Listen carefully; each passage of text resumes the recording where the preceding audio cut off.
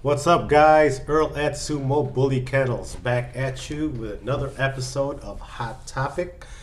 Before we get going with this top issue, I want to first say thank you so much for all the love and support. Um, a lot of you guys are really reaching out to me on the side, commenting, liking, and subscribing to our channel.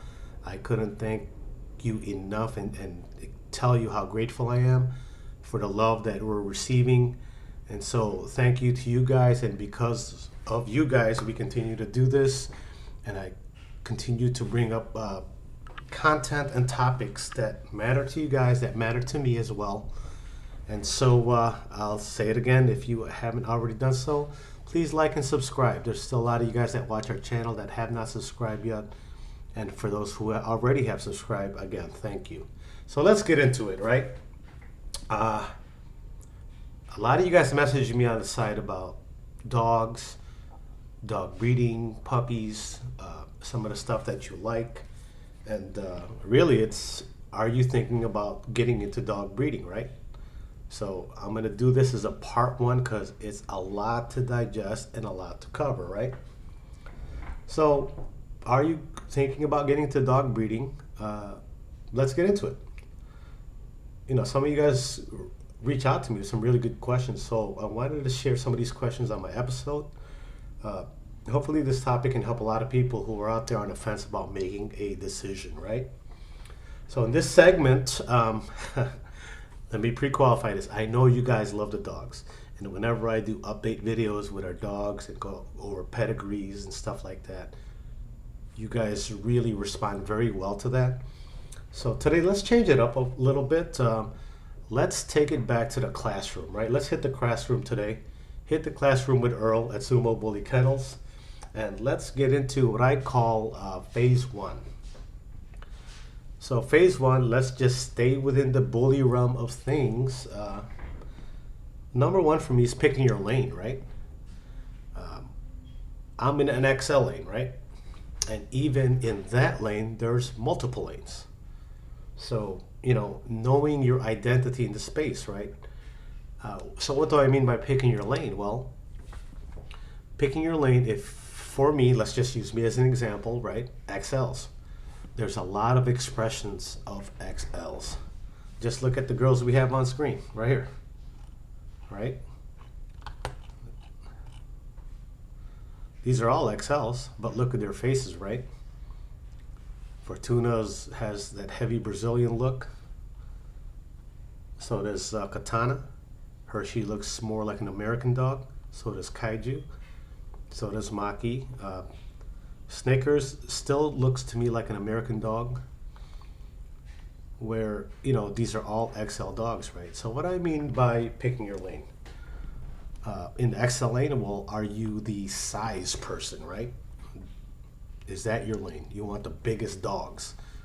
You know, you want 180 pound, 200 pound dogs. Are you the correct person? Are you the, you know, front end person? You're all about that front end and big head. You know, are you a color person? You know, you like the tries, you like the merles, the black merles. You know, there's some very beautiful coloring in our breed. So that's what I mean about picking your lane, understanding who you are in a space. You know, do you follow a certain bloodline? Are you a fan of a look of a certain dog, and that's what you're trying to perpetuate and improve? So picking your lane and knowing your identity in the space is very important. Otherwise, you're just like everyone else, right? And when you're like everyone else, you're competing with everyone else. You know your vision, know what you're trying to create, and really base your decision around that, right? Pick your lane, know who you are in the space, and pursue that to the fullest. Be that guy for that. If you're the size guy, be the size guy. Be the number one size guy, right? And none of it is wrong or right, because, you know, it's art is an expression, and it truly is appreciated by the person looking at it. And breeding, there's an art form that goes with this and how you run your kennels and your program. So Very easy to get hooked into the breed, like I did, like a lot of us did. You fall in love with one dog, you start looking at pedigrees, you start looking at productions, you start looking at puppies.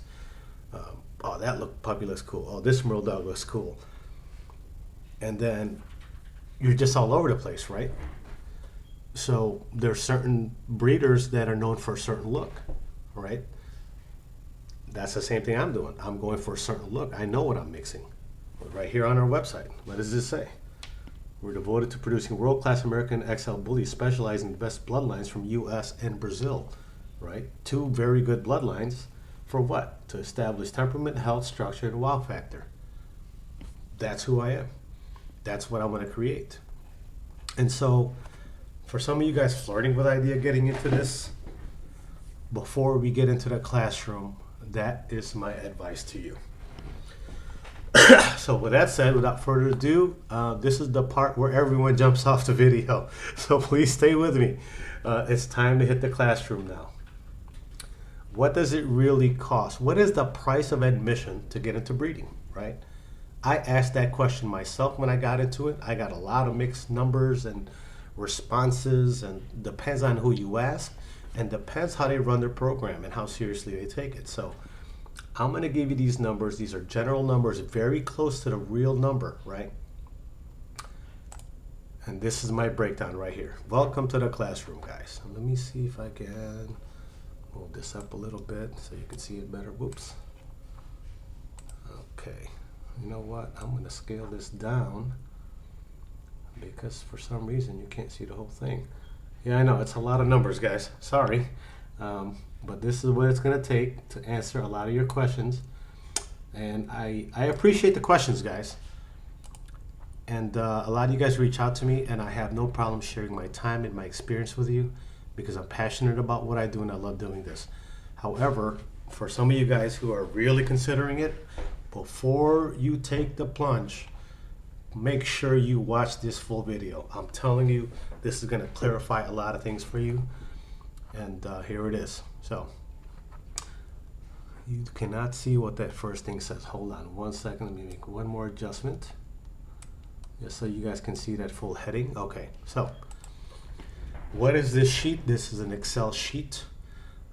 Breeding is a business, and if you're going to get into this, you can go two ways. You can be casual, right? A hobbyist. Or if you really want this to be fruitful for you, you can go the full breeding route and run it like a business, right? There's nothing wrong with either or. Again, it's picking your lane and knowing your position in the space. So getting started as a breeder, the female route. I'm going to go over two scenarios where you pick up a puppy and you pick up an adult female. So let's go with expense right here, year one. Okay. Ooh, pardon me. Expense year one. Let's go with the puppy route right here. Puppy purchase, $5,000, right?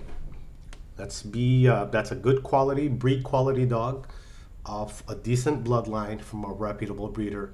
$5,000 is a decent price to pay. Now, $5,000 is probably not going to get you a first pick, top pick of a line off a killer breeding. However, if you're not showing the dog as a female and you're just breeding her, I think $5,000 is, it's a modest budget, I would say. So let's play with that number between $5,000 and $7,000 to get that quality breed pup you want to start with on a female, right? But for the sake of being, kind of conservative, let's just leave it at $5,000. Let's say you got a great deal. Shots first year, $1,000. That's all your inoculations, including rabies tag. Roughly $1,000. If you're going to a vet, maybe you can cut that cost. Maybe you know how to administer some of these shots or buy these medicines online. But let's put it at $1,000 because that's a reasonable number. Cropping, $600. Now some of you are going to tell me I can get my dog cropped for $175. I've seen crops $350, $550. I've seen people charge $1,000 to $1,200 for a crop. So we're gonna pick the middle of the road at $600, right? Let's try to find the best average here. Housing and toys, right? Well, like I said, if you are starting with one dog, that dog should have a designated space in case you got to leave town. Also, for the dog to respect your home. $500 for housing, toys, chew toys, and things like that. I think, you know, leash, collar, right? And we know we like to spoil our dogs with cool looking collars and stuff. So $500 is a conservative budget. Food and utilities, $2,400 or $200 a month times 12, right? Right here in my formula, you see this? I'll highlight it right here. I said, man, $200 a month. Well, if you're gonna buy a $5,000 dog, I'm pretty sure you're gonna feed that dog the best food yet you can give them. All right. Utilities. Well, the dog, if it's in your house or out your house, the dog needs water, heat, cooling. Dog needs to shower, grooming. So that's what I mean by food and utilities. That is a very reasonable amount to spend a month on a dog. $200 for food and utilities. If you get vitamins, let's say whatever, NuVet, bullies, all these vitamins that they promote out there, some are better than others. You know, I'm not at liberty to say. I do use NuVet Plus and NuJoint Plus. Again, I have an investment quality dog, and I'm gonna give my dog, I feed all raw, and I use NuVet Plus, NuJoint Plus, on top of other miscellaneous things that I give my dog to ensure, you know, the best health, because the biggest growth spurt for a dog is that first 1.5 to 2 years, and you want to maximize that, right? I won't harp on that one. DNA health test, $150. I'm talking about Embark right here, or a service like Embark, to make sure that you don't buy a dog that has genetic issues that you don't want to perpetuate and move forward. Registration, let's just put it at $50, whether that's ABKC or whatever registry you like. I'll put that at $50. If you want it expedited, it's going to be more. Dog transportation. So, in the perfect world, you'd buy a dog that's within an hour drive from you. However, if you go down this rabbit hole, you can get a dog anywhere in the U.S. on the XL side. Depends on the breeder that you like and the pedigrees that you like. The average dog transport is $750 in the U.S. Now, if you're like me and you imported a dog internationally, it's going to cost you roughly $4,000 between the medicals, the exams, and all the health tests required to get the dog here. It's $4,000, right? So, year one total for this puppy, $10,450. That is a reasonable number, guys. Seriously, I know you're listening to me like, it seems like a lot. No, it's not. It actually is. So we're going to go into year two now. So year two, you already bought the dog. Let's say at the end of year two, you're ready to breed this dog, right? This female puppy. Repro cost $1,000. What is that? That is progesterone testing, reverse progesterone testing. Let's say you did a TCI, transcervical insemination. $1,000 is a good budget for that. You still got to get shots, rabies shots and whatnot. Put that at $250. Stud fee, okay, $5,000 is a conservative stud fee in the XL lane, right? $5,000 gets you a middle of a road dog, you know, a good to middle of the road dog. But typically your stud fees right now are averaging between $7 and $10 grand for a breed quality, show quality dog with a big name. So we'll be conservative and put it at $5,000. You're going to have that food and utilities again for 12 months because the dog is not going to be able to breed until the end of year two. That's another $2,400. C-section, which I advise on, is $1,500. Not an emergency, just a regular. So let's say your dog has 10 puppies the first 4 come out, the last one gets stuck, and then there's 3 behind it and they die, that's why you pay for a C-section. You want to assure that you keep and the maximum amount of puppies will survive the birth. Whelping cost roughly $4,000. You could probably shave that down to $3,000 if you're doing it yourself, or maybe even $2,500. But that's a realistic number for whelping. So your year 2 total is another $14,150. So between year 1 and year 2, you spent $24,600, right, on this dog purchase, and the cost of ownership, or what I refer to as holding cost. Okay. So before, you know what? Okay, no, let's do this. This is the puppy route, right? $24,600. Now let's go with a purchasing an adult female. Adult female purchase, quality bloodline. Let's say a dog that's 18 months, just knocking on the door, ready for that first breeding. You're gonna spend at least $15,000 on a quality dog. No way around it. You might be able to get a deal and get a dog for, I don't know, 10 or 12,000. But the reality is, this is the average number you're gonna pay for an adult female. Registration $50, shots $250. So a lot of this is the same thing. Housing $500, food utilities $24, DNA health test $150, dog transportation $750 within the U.S. Repo costs $1,000. Stud fee, we're gonna keep that same $5,000 number to keep things fair. Oh, I got food and utilities there twice. Sorry about that. Oh, whoops, missed that one. Let's delete that one. Save us some money, right?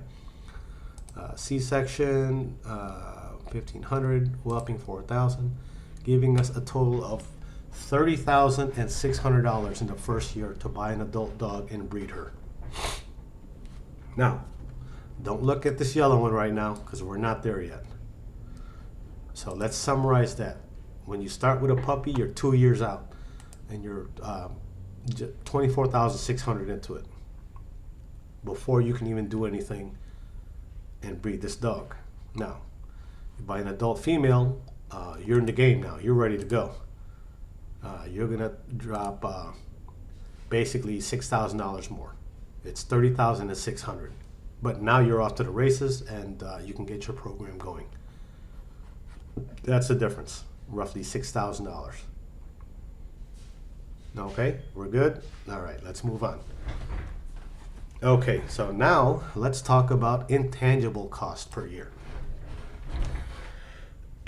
This is the one that people don't realize exists, and it is a real thing.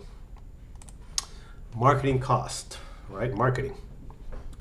Let's say you put in 2 hours of marketing a week, which is very conservative, times 52 weeks, times, let's say you'll be nice to yourself and give yourself $20 an hour.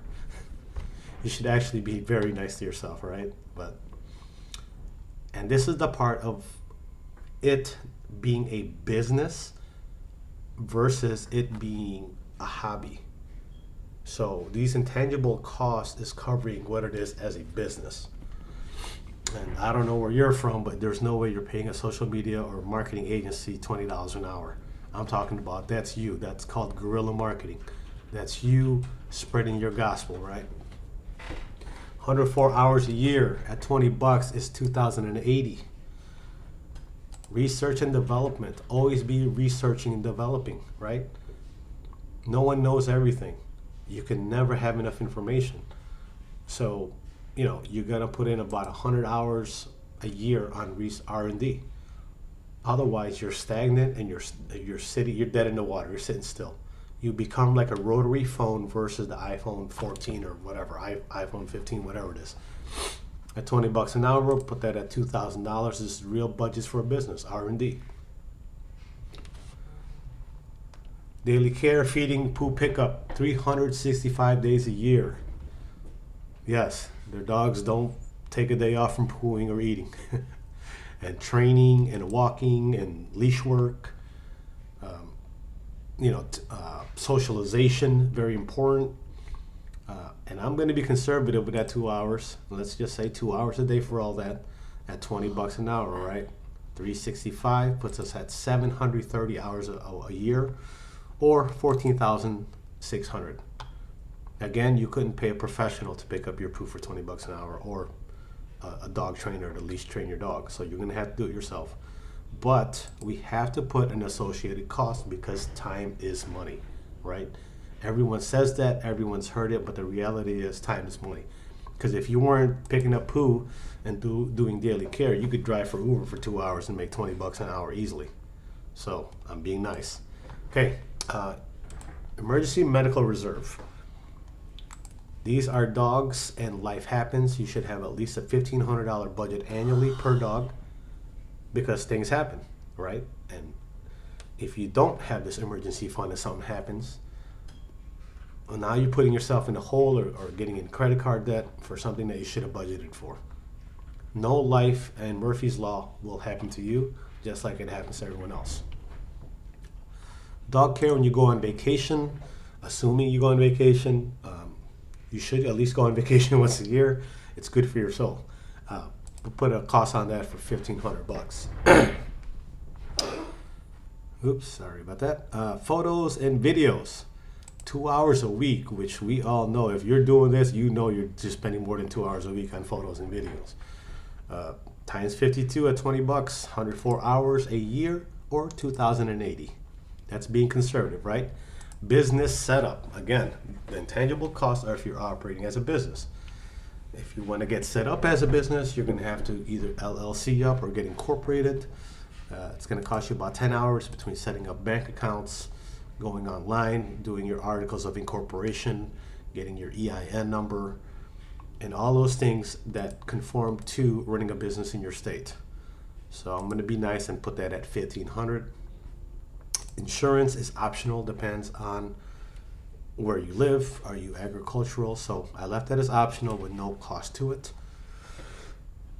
Social media, 2 hours a week times 52 weeks times $20, 104, 2,080. Are you a Facebook person, an Instagram person, a YouTube person, a TikTok person?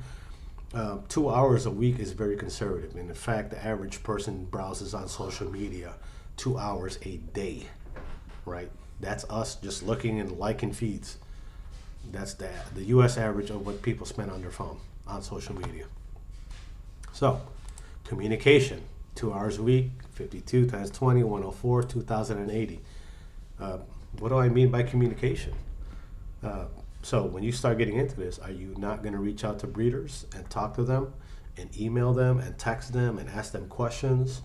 Are you, going to start a business without consulting with somebody who maybe knows more than you? You would be wise to pay someone's consultation fee before you start a business to understand what you don't understand and what you don't know, right? 2 hours a week, 52 times 20 is going to cost you $2,080 of your time, not including what you have to pay a consultant, right? Or maybe you have a good friend that will give you their time for free, like myself. We can be friends. All right, here we go. Networking, 2 hours a week, 52 times 20, 104, 2,080, right? This one is kind of optional, but if you're starting a business, you have to understand the lay of the land, and you have to reach out to breeders, and you have to reach out to veterinarians, reproduction specialists, right? You have to build your team. So, where you're located, what's your regular vet, where's your emergency vet? Is your regular vet also a repro vet? When I say repro vet, I mean reproductive vet. Chances are most veterinary clinics are not repro vets. Reproduction vets are specialty clinics, specialty doctors. And, you are lucky if you have one within an hour of you. And so this 2 hours a week is setting up your team. That's setting up your regular vet, your emergency vet, your repro team, getting in touch with people who can care for your animals, because you have to have a contingency, right? If you have a family emergency, who's going to care for your dogs? This is what I mean by networking. You got to have a plan in place to care for your dogs. So without going on a rant on that, that's going to give you this total right here of intangible cost of $31,500 based on all the information above, which I just went over, which has been absolutely true in my case. So let's breathe. I know it's a lot of numbers, right? 1 second, my screen is off center for some reason. Yeah, what is happening here? I'm losing myself. I'm losing my religion here, guys. Okay, here we go. Whew. All right, before we get up to the next thing, starting with a puppy, first year, recap, right here. First 2 years, $24,600. Starting with an adult, total $30,600 for the first year. One is 2 years and one is 1 year.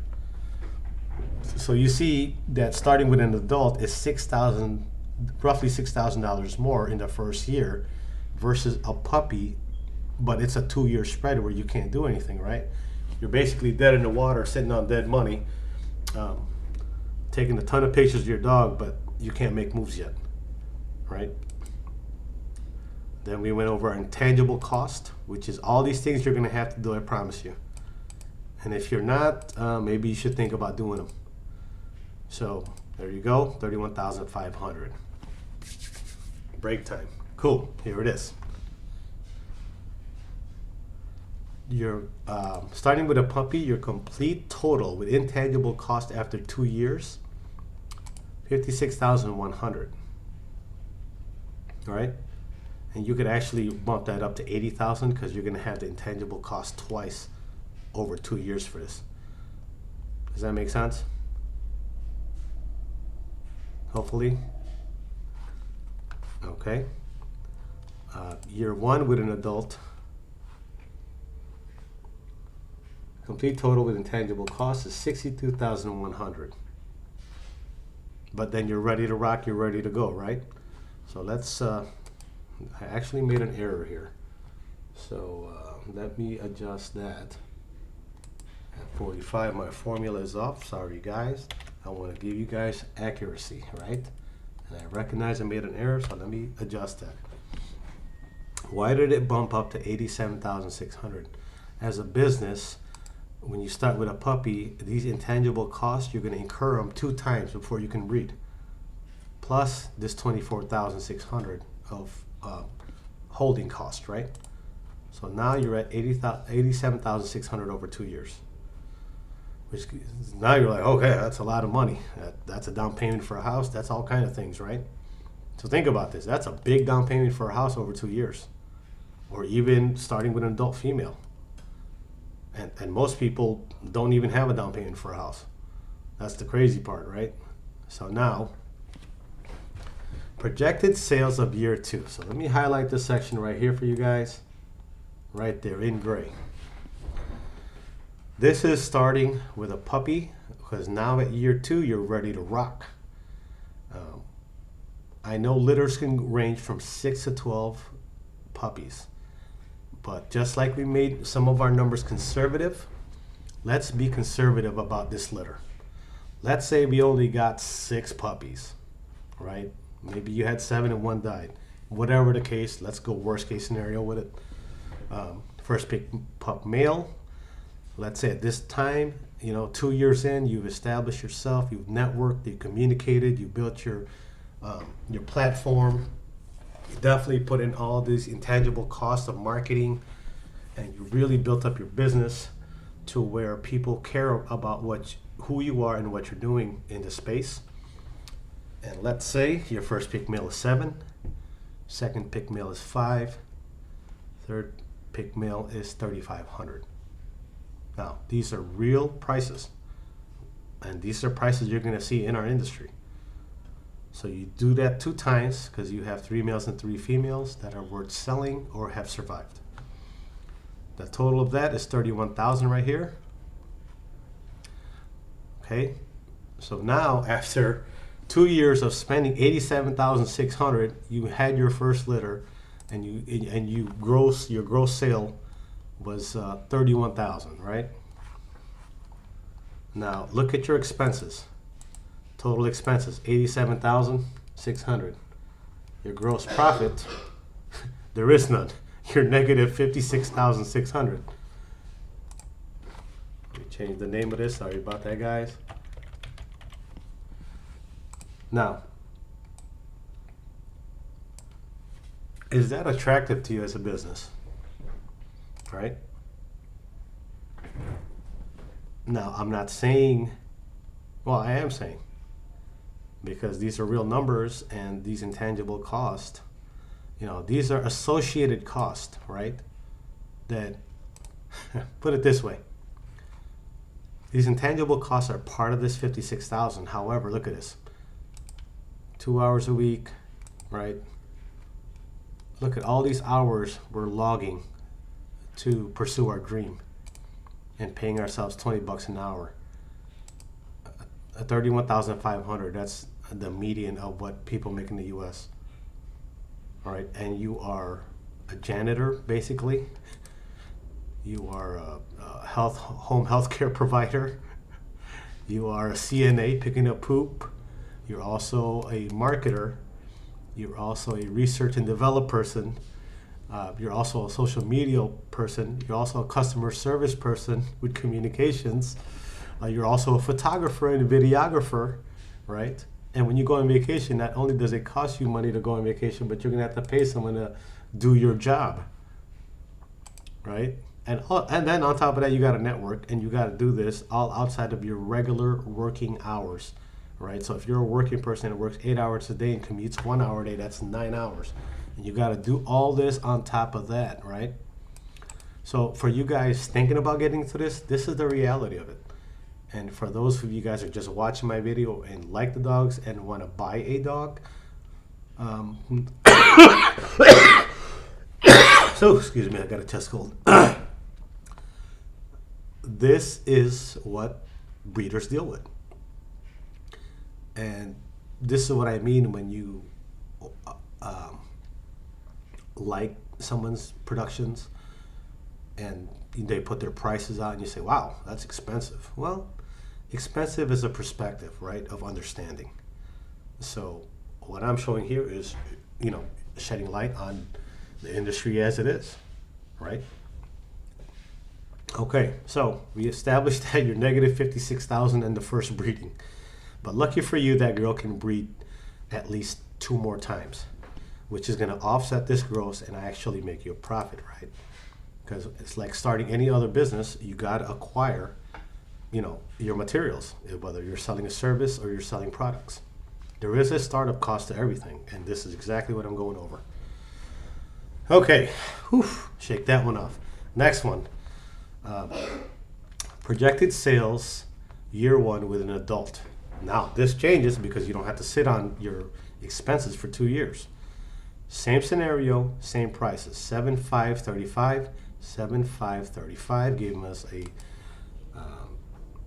sorry, let's change this wording here. I don't like this total. Gross sale of 31,000. Your total expenses for that first year is 62,100. Where did I get that? Well, we got that from here.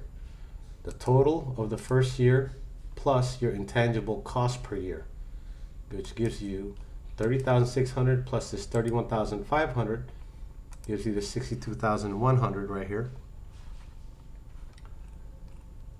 So now with that said, your gross sale is 31, your total expenses is 62, right? Your gross profit, well, you're negative 31,000. So if you're thinking about getting into this and looking at these numbers, would you rather start with a puppy or an adult?